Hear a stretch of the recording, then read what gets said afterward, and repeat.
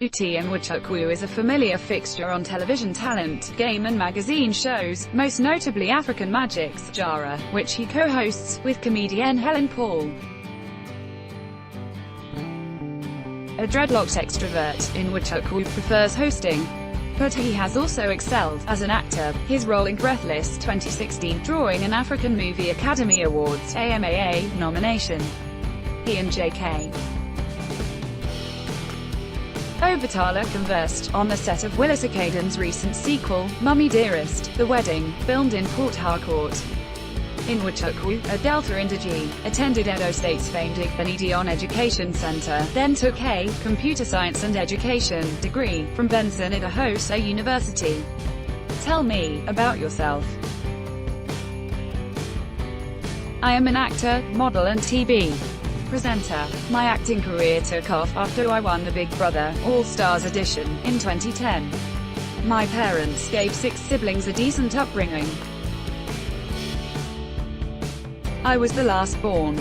My father is late, but my mother is in the USA. She, and everyone else is doing quite well. I'm very family-oriented. Very stable. Very grounded. When you say family-oriented, does that mean you're married? No, no, no, no. For me, it's all about a close nuclear family. We're very close. We grew up as each other's friends. So, I'm all about family. I respect old family traditions. Family values. Family comes right after God, with me. But you do have long-term plans to marry. I used to have long-term plans about everything in my life. But history has taught me that you can't be in total control. You can only hope. I learned that the hard way, back when I was 22 or 23. I thought I had my life figured out. But I didn't, and ended up having to start all over again. What happened? I'd just gotten my diploma and was working at Guaranteed Trust Bank, Benin. I wanted to further my education in the USA. On winning the visa lottery, I thought everything had fallen into place, but the US Embassy disqualified me because of a first name last name error. That trivial was in 2005-2006. I had gained admission to a university in Minnesota, you know.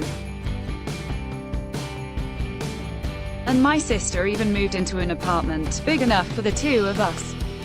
Then, my castle came crashing down. But you have hopes of getting married. Yes, I have hopes. I mean, I would definitely like to get married and start a family. I don't know if it's now or later. I really don't care when. What is your main vocation? I'm primarily a TV presenter. But acting comes very natural to me. I'm in acting because of encouragement from a lot of people. Producers and directors like me. So, I said, okay. That means I can do this. But what I love doing most is hosting and TV presenting. How many films have you appeared in? Close to 20, in 9 years. My first film was You Must Do or Die. It was produced in Lagos. Edo spoke with Stanley Ebenine, the producer, and he casted me. Afterwards, I went back to Big Brother. Then Desmond Elliott casted me in a couple of his movies. And, like they say, the rest is history. How do you find Desmond Elliott as a director? He's alright. He's cool, you know. I enjoyed being on set. He knows what he wants. And he executes it quite well. Desmond is like my mentor. He opened me up to the world of acting. He's an actor's director, not just a technician. He coaches you on set. So, I learned a lot from him. What is the movie you're best known for? Finding Mercy, released in 2013. That was my most popular film. It's on Netflix, and everything. That was, like, my breakout performance. So, Finding Mercy opened doors for you. Well, winning Big Brother Africa opened doors for me, at least in the world of entertainment. But, you know, being a reality star, a lot of people don't take you seriously. They see you as this talentless person, who has acquired fame by just being silly, on TV. Consequently, I had to prove myself, prove I was willing to work hard, to be taken seriously. So, Finding Mercy, kind of consolidated my position. It established me firmly, as an actor. Among the movies you've made, what is your favorite? I cannot choose just one. I have 3 favorites. I like Finding Mercy, I like Breathless, for which I was an AMAA runner-up, as Best Supporting Actor, and I like In the Cupboard, my first movie with Desmond Elliott. It was amazing. There was a big joke during the wedding scene on the set of Mummy Dearest, and everybody was laughing. What was the joke? I'm not sure. The fact is, I'm constantly laughing at one thing or the other. I'm like the clown on set. I like to laugh. I like to laugh at myself as well as other people. I like to make jokes in a serious situation, when the environment is tense. It could have been anything, part of the script or us making fun of each other. That's me. I'm always laughing. I'm a happy-go-lucky fellow. How do you assess the Nigerian film industry? I think we're growing, fast evolving. It could be better, but considering the kind of issues we're facing in the country, I think the industry is doing quite well. Eventually, we will get there. I remember when Indian movies started. They were laughable. We used to make fun of them. But today, Indian movies are top-notch. The same thing is occurring with Nollywood. You say the industry could be better. What are the improvements you'd like to see? Well-made action flicks are rare. You know, we're very drama-oriented in Nigeria. We tell very good dramatic stories. Comedies. Well, we're also good in that genre. You know, Nigerians love a lot of comedy. But our comedies are not really deep. Or, let's say, they're not intelligent comedies. They're very slapstick. And I'm a sucker for intelligent comedy, like sarcasm, sort of like British humor. So, we can improve in that area, as well. Maybe, it's because we're passing through a period of anti-intellectualism in the country. Yeah, you know. That's a huge problem and a challenge in Nigeria, right now. We're very anti-intellectual. Something needs to be done. Who are the Nigerian directors you admire? Oh, I love Desmond Elliott. He's my #1 favorite. I also love Walter Banger. I've seen his movies, and they're absolutely mind-blowing. Kunle Afolayan is good, so are Chico Ajiro and Teko Benson. I also like Uti Nwachukwu, director of 76, which is arguably the best Nigerian movie ever.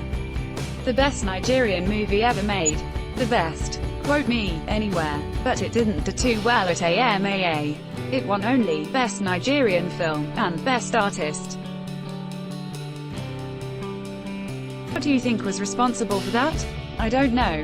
At the African Magic Viewers' Choice Awards, it won in 6, 7 or 8 categories. So, one man's meat is another man's poison. I don't know why it didn't sweep all the other categories at AMAA. But it's a beautiful movie. You've complained about the lack of action films in Nigeria.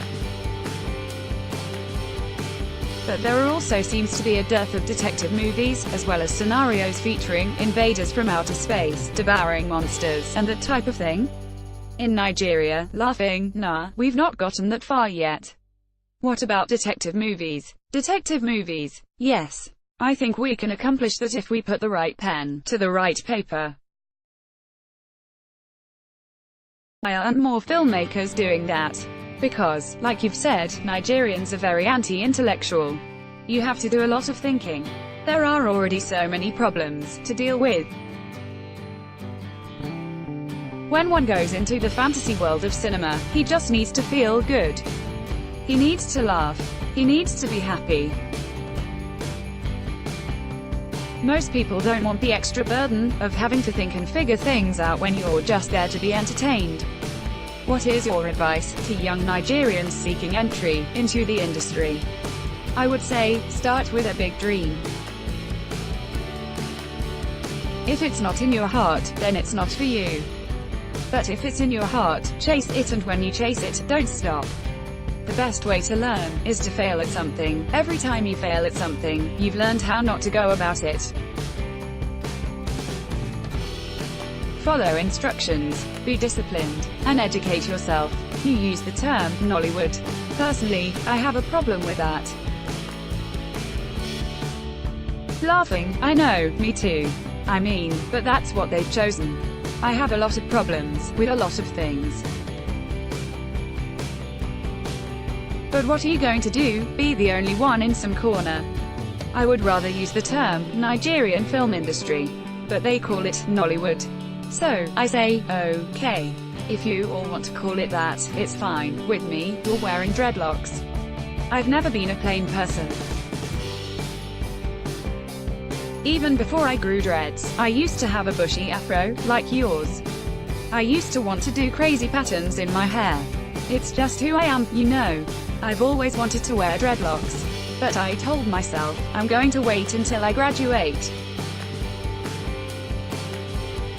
So, I started wearing dreads in 2009, the year I graduated.